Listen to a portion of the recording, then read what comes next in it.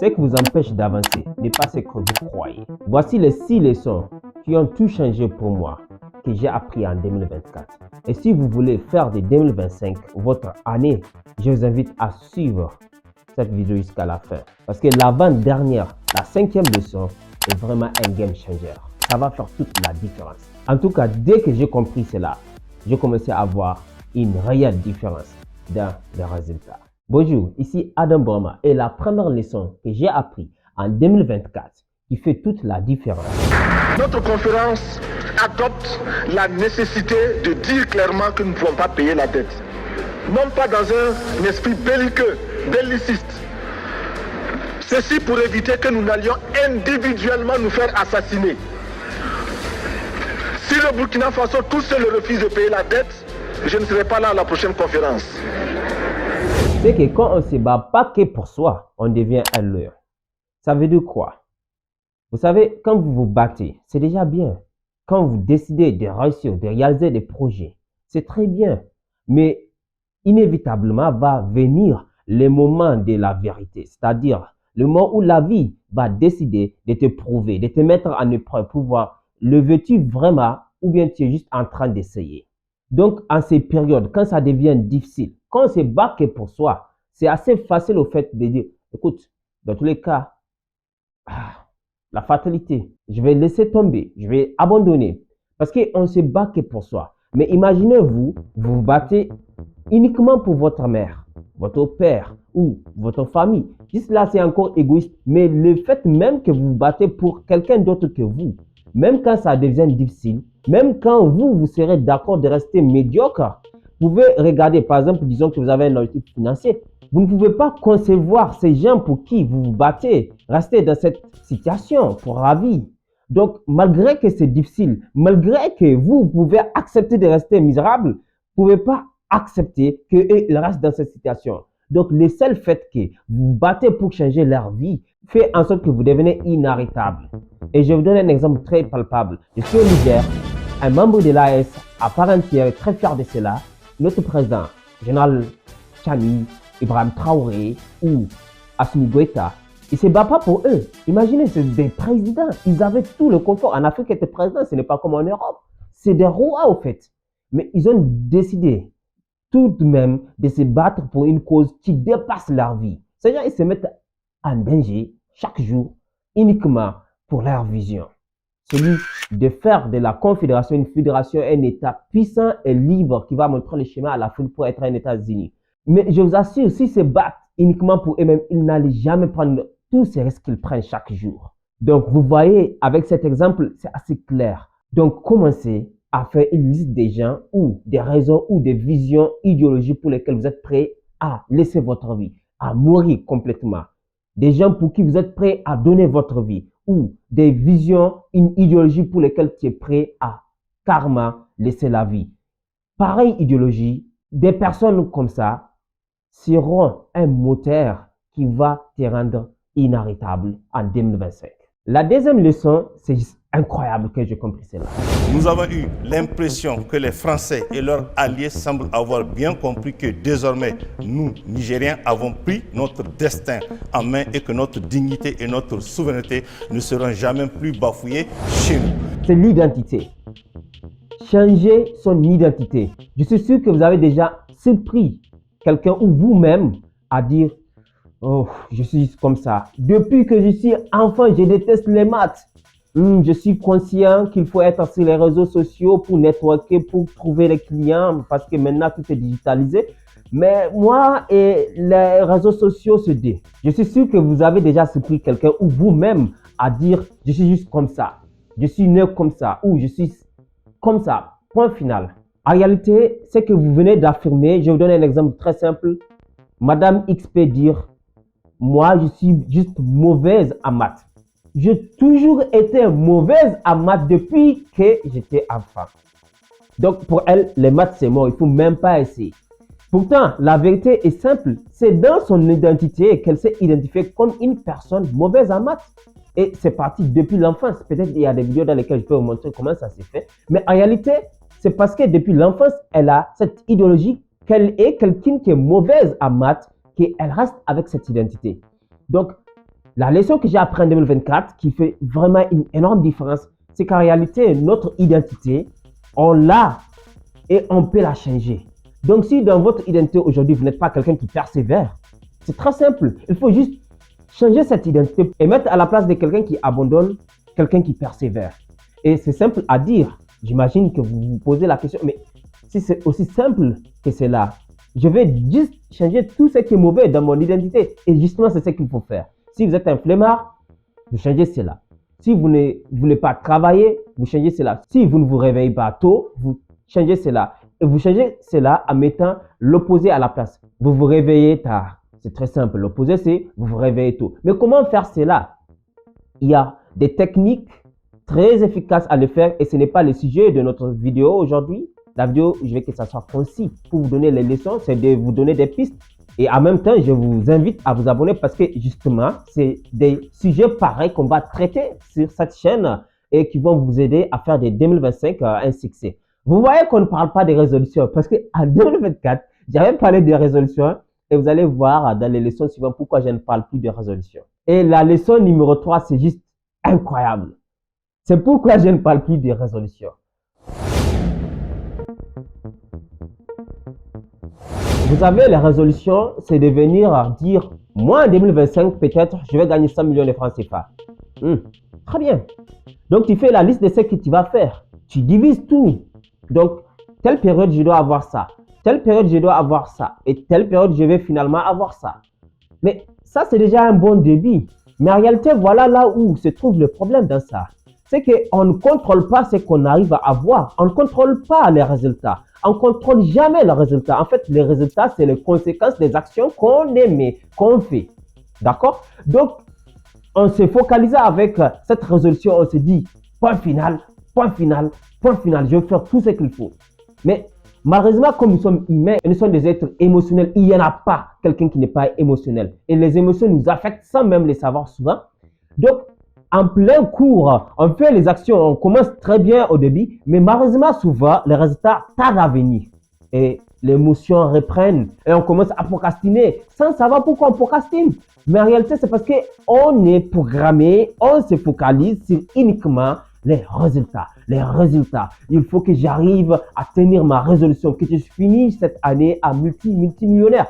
Donc, comme on voit, 3 mois passèrent, rien ne s'est réalisé. On n'a même pas gagné 5 ou 10 millions. 6 mois passèrent. Mais si je n'ai pas gagné 6 millions, 10 millions en 6 mois, comment dans les 6 mois à venir, je vais avoir les 90 millions? C'est possible, mais émotionnellement, c'est très difficile à gérer. Donc, c'est là, en fait, qu'on devient moins motivé, qu'on commence à s'auto-saboter. Et donc, quand j'ai compris cette leçon de ne pas nous focaliser sur les résolutions ou les résultats, cela fait toute la différence. Et vous allez comprendre pourquoi je le dis. La leçon, elle est là en réalité. C'est qu'au lieu de me focaliser sur les résultats, c'est de me focaliser sur ce que je contrôle totalement. Autrement dit, objectif orienté action. Je répète, objectif orienté action. C'est très simple. Par exemple, je veux 2 clients et que chacun des clients vont me payer $500, ce qui fait $1000 par mois. Donc, si je veux $10,000 par mois, il me faut 20 clients. N'est-ce pas? Au lieu de dire comment je vais avoir ces 20 clients, c'est très simple, c'est de prendre les statistiques. Et les statistiques nous disent qu'environ 100 clients prospectés, on arrive à signer souvent 1 à 3 contrats. Donc, au lieu de me focaliser sur avoir les clients, non, je me concentre sur prospecter 300 clients pour avoir entre 3 à 9 clients. Prospecter 5 clients et c'est sûr que quand je prospecte 1000 clients et que mon service est bien, j'ai beaucoup de chances d'avoir ces 10 clients. Vous voyez, c'est ça la différence. Il faut shifter. Il ne faut pas se focaliser sur avoir, mais se focaliser sur qu'est-ce que je dois faire pour avoir ce que je veux finalement. C'est très simple, mais tellement puissant. Donc, objectif orienté action. Objectif orienté action. Exactement. Orienté action, pas résultat. Et quand ça a été trop dur, tu t'es trouvé un responsable, une ombre qui t'empêchait d'éclore. Je vais te dire un truc que tu sais déjà. Le soleil, les arcs-en-ciel, c'est pas le monde. Il y a de vraies tempêtes, de lourdes épreuves, aussi grand et fort que tu sois, la vie te mettra à genoux et te laissera comme ça en permanence si tu la laisses faire. Toi, moi, n'importe qui. Personne ne frappe aussi fort que la vie. C'est pas d'être un bon cogneur qui compte. L'important, c'est de se faire cogner et d'aller quand même de l'avant. C'est de pouvoir encaisser sans jamais flancher. C'est comme ça qu'on gagne. Et la leçon numéro 4 est juste douloureuse. Mais comme nous sommes là sur la chaîne où l'action est le maître du jeu. L'action est le maître du jeu. Bien sûr, je ne vous partage pas ce que je n'applique pas moi-même. Je vais te forcer d'être face à la vérité. Et la leçon numéro 4 est assez douloureuse. C'est très simple, mais assez douloureuse. C'est que personne ne te doit rien. Personne ne vous doit rien. Arrêtez d'attendre des gens qu'ils vous aident. Arrêtez d'attendre des gens qu'ils vous soutiennent. Arrêtez d'attendre des gens qu'ils vous valident. Parce que si vous faites cela, vous déléguez votre pouvoir. Vous laissez tomber le seul pouvoir en réalité que vous avez, celui d'être maître de vous-même.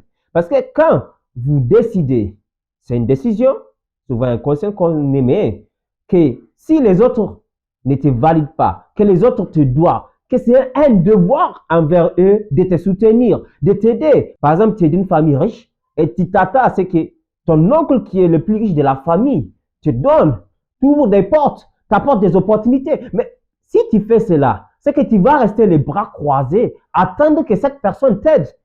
Mais s'il ne le fait pas, il y aura deux conséquences. Première conséquence, tu vas développer de la rancune envers cette personne et pour rien, parce que tu n'as pas raison de le faire. Deuxième gros problème, c'est que tu vas rester médiocre. Mais si tu n'attends rien de personne, ça ne veut pas dire que tu ne veux pas être aidé ou bien que tu es contre que quelqu'un t'aide. Non, mais que tu prends déjà tes responsabilités. Tu travailles déjà pour t'accomplir. Tu deviens meilleur un peu plus chaque jour parce que tu as compris que l'action est le maître du jeu. Donc, tu es totalement dans l'action. Mais quand l'aide vient, c'est le grand cœur qui l'accepte. Mais quand l'aide ne vient pas, oh, dans tous les cas, je n'attends pas d'aide. Ou je peux dire d'aide humaine, bien sûr, parce que quand on prend la pleine responsabilité de sa vie, on comprend qu'on fait tout avec le divin, avec Dieu. Donc, on marche déjà avec le Tout-Puissant. Mais si quelqu'un vient, tant mieux. Mais si personne ne vient, dans tous les cas, le Tout-Puissant est avec moi. Donc, je vais finalement arriver.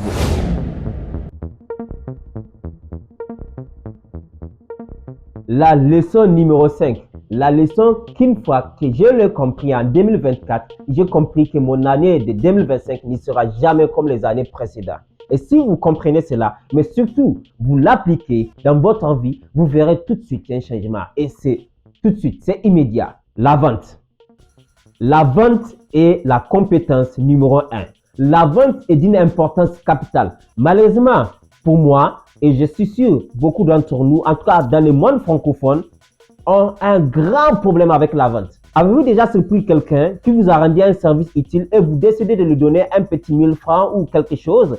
Il vous dit, non, c'est juste pour t'aider, c'est juste pour t'aider. C'est comme si la personne est embarrassée de prendre l'argent. Pourquoi? Parce que pour la personne, s'il prend l'argent, c'est comme s'il t'a vendu ses services. Donc, on a tellement du mal à vendre inconsciemment. Mais consciemment, on sait tout ce qu'il faut vendre pour pouvoir manger. Tu travailles pour quelqu'un, tu vends tes services à ton employé.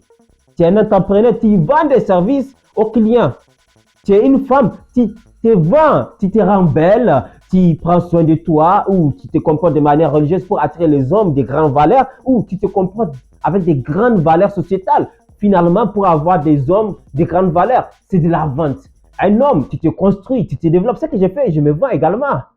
J'investis et je crée des meilleures vidéos. J'essaie de structurer mieux mes vidéos. C'est de la vente. Tout est une question de vente. Mais souvent, on oublie que c'est tellement capital, cette vente.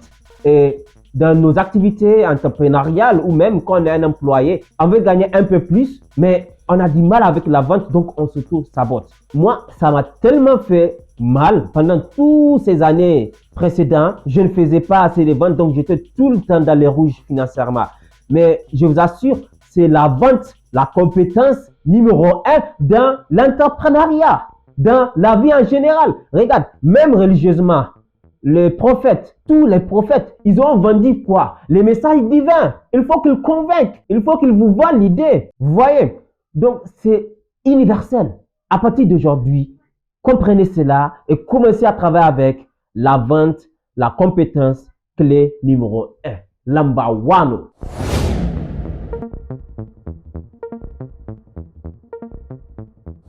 Et enfin, la leçon numéro 6 que j'ai appris en 2024, à mes dépens, je vous assure. Rappelez-vous, en 2024, j'avais dit résolution, révolution, une vidéo par semaine.